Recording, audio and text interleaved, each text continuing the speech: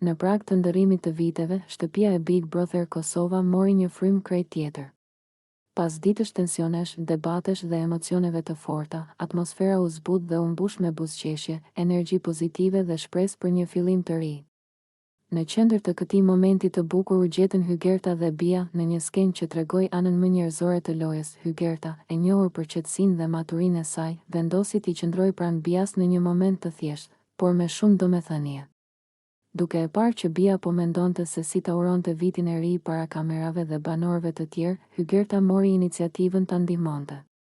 Ajo i foli me ngrohtësi, duke i shpjeguar se urimi nuk ka nevojë të jetë perfekt, por i sinqert. Me durim, Hygerta i sugjeroi fjalë të bukura, mesazhe paqeje, shpresë dhe reflektimi për gjithçka që kishin përjetuar brenda shtëpisë.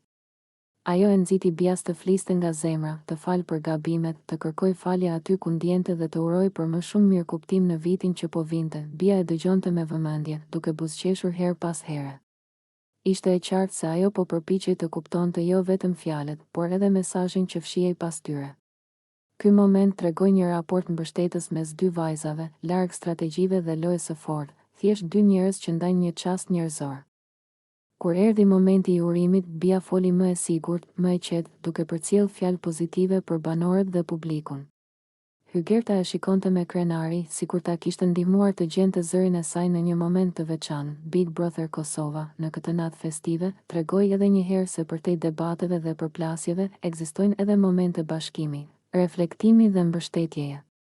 Një vit i ri nuk është vetëm ndërrim datash, por edhe mundësi për një fillim ndryshe, dhe Hygerta me Bias e dëshmuan këtë me një gjest të thjeshtë, por shumë domethënës.